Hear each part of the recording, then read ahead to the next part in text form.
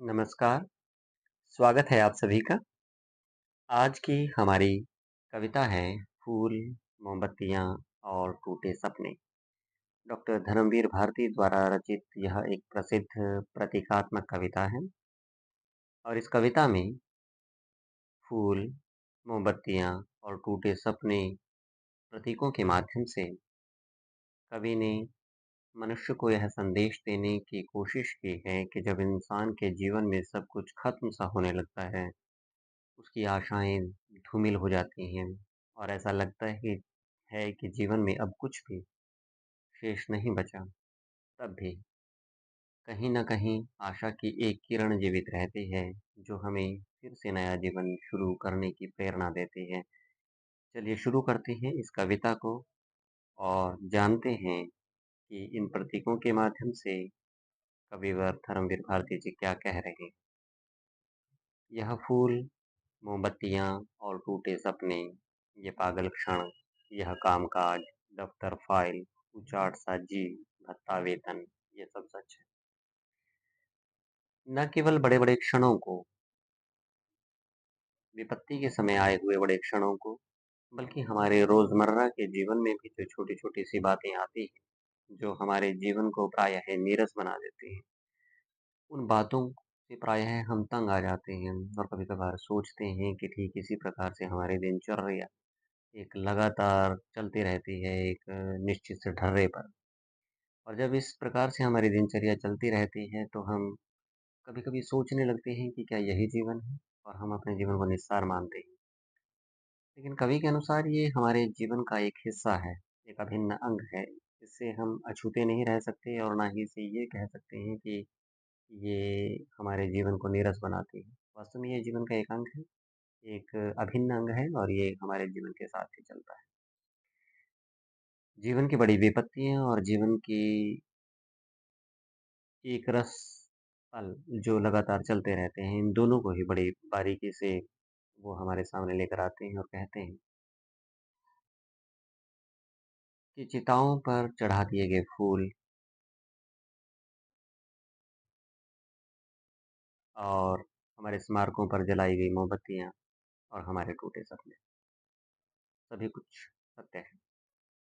जब हमारे जीवन में हमारे किसी प्रियजन के बिछड़ जाने के पश्चात कुछ पागलों जैसे क्षण आ जाते हैं, वह भी जीवन का एक अभिन्न हिस्सा है।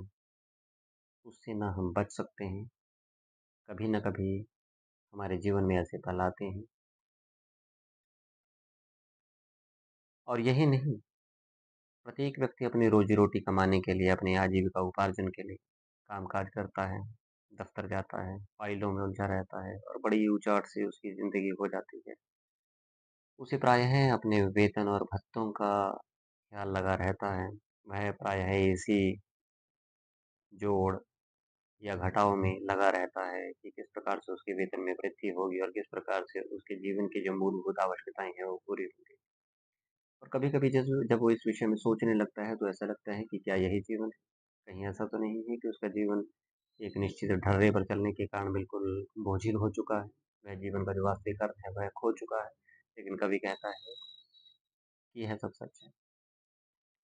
बच्चों के दृष्टिकोण से जो बीए फाइनल ईयर में पढ़ रहे हैं, 5वें सेमेस्टर में यह कविता है, उनके दृष्टिकोण से केवल इतना कहूँगा कि जैसे आप प्रसंग लिखते हैं और प्रसंग के बाद जब व्याख्या करते हैं, तो उनके लिए जो व्याख्या होगी, अगर मैं कहूँ कि अगर आप वो मेरे शब्दों पर अब मैं जो कहने जा रहा हूँ, उन पर आप ध्यान देंगे, तो मेरे ख्याल से उनके लिए पर्याप्त होगी। फूल, मोमबत्तियाँ और टूटे सपनों के प्रतीकों के माध्यम से डॉक्टर धर्मवीर भारती जी कहते हैं कि प्रायः चिताओं पर चढ़ा दिए गए फूल, स्मारकों पर जलाई गई मोमबत्तियाँ और इंसान के जो टूटे सपने हैं, वो सभी जीवन का एक हिस्सा है। जब अपने प्रियजन के खो जाने के पश्चात पागलों जैसे क्षण हमारे जीवन में आते हैं, उनसे भी हम बच नहीं सकते, वो भी हमारे जीवन में कभी न कभी अपना प्रभाव दिखाते हैं, उन्हें भी हमें स्वीकार करना ही होगा। इसके अतिरिक्त जब जीवन की इस आपाधापी में अपनी रोज़ी-रोटी कमाने के लिए इंसान काम-काज करता है, दफ़्तर के प्रतिदिन चक्कर काटता है, फ़ाइलों में उलझा रहता है और बड़ा उचाट-सा जीवन उसका हो जाता है। वह केवल इसी घुट घटाव-जोड़ में लगा रहता है कि किस प्रकार से उसके वेतन-भत्ते बढ़ेंगे या क्या उसे मिल रहा है और कितना उसके लिए पर्याप्त होगा। इस प्रकार की उलझन में वह उलझा रहता है। तो कवि कहता है कि यह सब कुछ सच है, इससे आप ना बच सकते हैं और ना आपको बचने की कोशिश करनी चाहिए। इनमें से रत्ती भर न किसी से कोई कम, अंधी गलियों में पथभ्रष्टों के गलत कदम या चंदा की छाया में भर-भर आने वाली आँखें नम, बच्चों की सी दूधिया हँसी या मन की लहरों पर उतर आते हुए कफन, ये सब सच है। कवि कहता है कि हमारे जीवन में किसी प्रियजन का चले जाना या जीवन में कामकाज के बोझ से दबे रहना, इन्हें हम नकार नहीं सकते। यह सब सच है। इसमें से कुछ भी रत्ती भर भी कम नहीं है, कुछ भी झूठा नहीं है, सब कुछ सत्य है और सभी का अपना महत्व है। प्रायः ऐसा भी देखने में आता है कि कभी-कभी हम जीवन के पथ पर चलते हुए अंधी गलियों में खो जाते हैं, अपने रास्ते से भटक जाते हैं, कुछ गलत कदम उठा बैठते हैं। ज़िंदगी के इस रास्तों पर चलते हुए हम गलत कदम उठा बैठते हैं, पथभ्रष्ट हो जाते हैं और कहीं अंधी गलियों में खो जाते हैं। और कभी-कभी चंदा की छाया में बैठकर किसी की यादों में हमारी आँखें भर आती हैं, हमारी आँखें नम हो जाती हैं। अर्थात हम किसी के प्यार में खो जाते हैं और विरह के पलों में हम उसके लिए अपनी आँखें नम कर रहे होते हैं।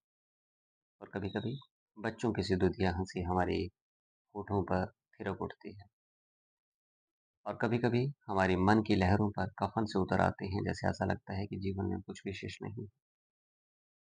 तो ये जीवन की विभिन्न स्थितियाँ हैं और इनमें से कुछ भी रत्ती भर कम नहीं है, किसी का भी महत्व कम नहीं है। सभी हमारे जीवन में आती हैं और ये सभी सच हैं। जीवन है कुछ इतना विराट, इतना व्यापक, उसमें है सबके लिए जगह, सबका महत्व। उम्मीदों की गोरों पर माथा रख रख कर रोने वाले, यह दर्द तुम्हारा ही नहीं, सिर्फ यह सबका है। सबने पाया है प्यार, सभी ने खोया है, सबका जीवन है भार और सब जीते हैं। बेचैन न हो, यह दर्द अभी कुछ गहरे और उतरता है, फिर एक ज्योति मिल जाती है। जीवन है कुछ इतना विराट, इतना व्यापक, उसमें है सबके लिए जगह, सबका महत्व।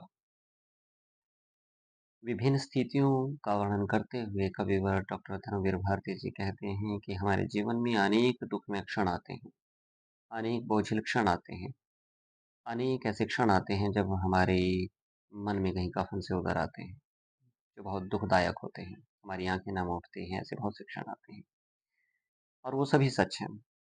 लेकिन कवि कहता है कि इससे हमें ये मान लेना कि हमारा जीवन अब निस्सार है या हमारे जीने का अब कोई लाभ नहीं है, ये व्यर्थ है। क्योंकि जीवन का वो संपूर्ण नहीं है, महज़ जीवन का एक अंग है। इसी बात को स्पष्ट करते हुए धर्मवीर भारती जी कहते हैं कि वास्तव में जीवन इतना विराट और इतना व्यापक है कि उसके लिए हर चीज़ का अपना महत्व है और हर चीज़ के लिए अपनी जगह है। अर्थात सुख-दुःख जैसे जितने भी क्षण हैं, वो सभी क्षण हमारे जीवन में अपना स्थान, अपना महत्व रखते हैं। और उसके पश्चात धर्मवीर भारती जी किसी मनुष्य को संबोधित करते हुए, जो अपने दुःख से बहुत अधिक व्यथित हो चुका है और बहुत अधिक अपने आप को टूटा हुआ अनुभव कर रहा है, उसे संबोधित करते हुए धर्मवीर भारती जी कहते हैं कि "ओ मेजों की कोरों पर माथा रख रख कर रोने वाले, यह दर्द तुम्हारा नहीं सिर्फ, यह सबका है। कि हे मनुष्य, तू जो मेजों की कोरों पर माथा रख कर रो रहा है, वास्तव में यह दर्द केवल तुम्हारा नहीं है, सबका है। अर्थात आज तुम जिस परिस्थिति से गुजर रहे हो, जिस दुःख को भोग रहे हो, इस परिस्थिति से तुमसे पहले न जाने कितने मनुष्य गुजरे हैं और तुम्हारे बाद न जाने कितने मनुष्य गुजरेंगे। वास्तव में सभी ने प्यार को पाया है, सभी ने खोया है। अगर आज तू अपने प्रियजन के खो देने के बाद इतना बेचैन है और ऐसा अनुभव कर रहा है कि अब तुम्हारे जीवन का कोई महत्व नहीं है, तो ये व्यर्थ है। क्योंकि तू अकेला ऐसा नहीं है। इस जीवन में हर किसी को ऐसे क्षणों से साक्षात्कार होता है। वास्तव में यह सबका जीवन ही भार है, लेकिन बावजूद इसके इस संसार में सभी लोग जीते हैं, सभी को अपना जीवन यापन करना पड़ता है, अपना जीवन बिताना पड़ता है या जीना पड़ता है। बेचैन ना हो कि हे मनुष्य, तू अपने इस दुःख के कारण इस तरह से बेचैन ना हो। यह दर्द अभी कुछ गहरे और उतरता है, फिर एक ज्योति मिल जाती है। सच तो ये है कि तुम्हारा जो दर्द है, अभी और गहरे उतरेगा। थोड़ी देर के लिए या कुछ दिनों के लिए अभी तुम और अधिक दर्द के गहरे सागर में डूबते हुए चले जाओगे, लेकिन उसके पश्चात तुम्हें एक ज्योति के दर्शन होंगे। तुम्हें एक ऐसा प्रकाश मिलेगा जो तुम्हें दिखाएगा, एक ऐसा रास्ता दिखाएगा जिस पर तुम आगे फिर से बढ़ने लगोगे। ये सभी तार बन जाते हैं, कोई अनजान उँगलियाँ इन पर तैर-तैर माफ़ करना पीछे फिर एक ज्योति मिल जाती है। ये सभी तार बन जाते हैं। वास्तव में तुम्हारे जो दर्द हैं, जो पीड़ाएँ हैं, ये सभी एक तार के समान बन जाती हैं। जिस प्रकार से सितार पर लिपटे हुए तार होते हैं, ठीक उसी के समान तुम्हारे ये सारे दर्द बन जाते हैं। कोई अनजान उँगलियाँ इन पर तैर-तैर सब में संगीत जगा देती है अपने-अपने, और फिर कोई अनजान उँगलियाँ इन तारों पर तैर कर इसमें एक बड़ा मधुर सा संगीत जगा देती हैं। गूँथ जाते हैं ये सब एक मीठी लय में, और तुम्हारे सारे दर्द उस तार पर उँगलियों के थिरकने से एक बड़ी मधुर लय में, एक बड़े मधुर सुर में गूँथ जाते हैं। अर्थात तुम्हारे जो दर्द हैं आज, वही आने वाले समय में एक मधुर लय, एक संगीत के रूप में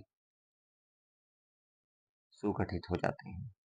यह कामकाज, संघर्ष, वीरस कड़वी बातें, ये फूल, मोमबत्तियाँ और टूटे सपने। अंत में कवि एक बार फिर से कहता है, यह कामकाज जिसके बोझ से तुम आज दबे जा रहे हो, यह संघर्ष जिसमें तुम आज अपने आप को बहुत अधिक पीसा हुआ सा अनुभव कर रहे हो, और ये सारी बातें जो रटी-रटाई सी हैं और तुम्हें बहुत अधिक कड़वी और नीरस प्रतीत हो रही हैं, और या चिताओं पर डाल दिए गए फूल, स्मारकों पर जला दी गई मोमबत्तियाँ, और जीवन के जितने भी जो बुरे सपने हैं, माफ़ करना, जो जीवन के तुम्हारे मधुर सपने हैं जो आज टूट गए हैं, वो सब,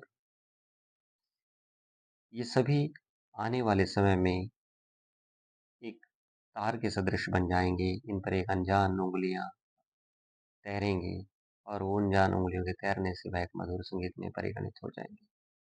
कहने का भाव यह है कि जो कुछ भी दुःख, दर्द या विकट परिस्थितियाँ आज तुम्हारे जीवन में आ रही हैं, आने वाले समय में ये सभी परिस्थितियाँ पूर्णतः परिवर्तित हो जाएँगी, और तुम्हारा जीवन एक बार फिर से मधुरता के सागर में गोते लगाने लगेगा।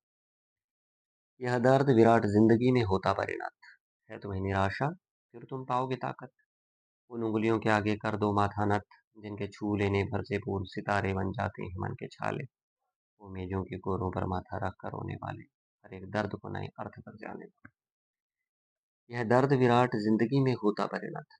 ये है मनुष्य, यह दर्द जिससे तुम आज जूझ रहे हो, जिस दर्द से तुम आज बहुत टूटे हुए अनुभव कर रहे हो, वास्तव में यही दर्द आने वाले समय में एक विराट ज़िंदगी में परिणत हो जाएगा।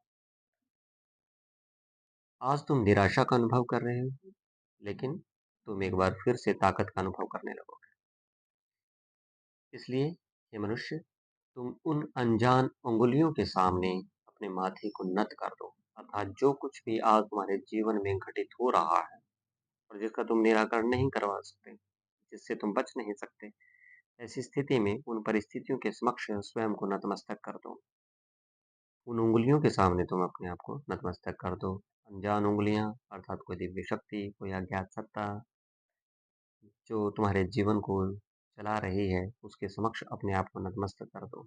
और जैसे ही तुम उसके प्रति अपने आप को समर्पित कर दोगे, तुम देखोगे कि तुम्हारा जो दुःख है, वह कम होता जा रहा है। तुम्हारे जीवन की जो विकट परिस्थितियाँ हैं, फिर से सकारात्मक परिस्थितियों में परिवर्तित होती जा रही हैं। क्योंकि ये वो उँगलियाँ हैं जिनके छू लेने मात्र से मन के छाले भी फूल और सितारों में परिणत हो जाते हैं। जिनके छू लेने भर से फूल सितारे बन जाते हैं मन के छाले। अर्थात ये वो उँगलियाँ हैं जिनके छूने मात्र से ही तुम्हारे मन के छाले फूलों और सितारों में परिवर्तित हो जाएँगे। इसलिए हे मनुष्य, मेजों के कोरों पर माथा रख कर रोने वाले मनुष्य, हर एक दर्द को नए अर्थ तक जाने दो। कहने का भाव यह है कि हे मनुष्य, तू इस प्रकार से व्यर्थ में मेज की कोर पर माथा रख कर मत रो। तुम्हारा जो दर्द है, यह दर्द केवल तुम्हारा नहीं है। तुम्हारी तरह सभी मनुष्य इस दर्द को भोगते रहे हैं और यह जीवन का अंतिम सत्य नहीं है। जल्द ही तुम्हारा ये जो दर्द है, फिर से सुमधुर गीत के रूप में परिणत हो जाएगा। बस तो यह है कि अपना ये जो दर्द है, इसे एक नए अर्थ तक जाने दो, जो तुम्हें एक नई खुशी तक, एक नई कह सकते हैं कि स्वर्णिम संसार की तरफ ले चल गया। तो ये थी एक छोटी-सी कविता।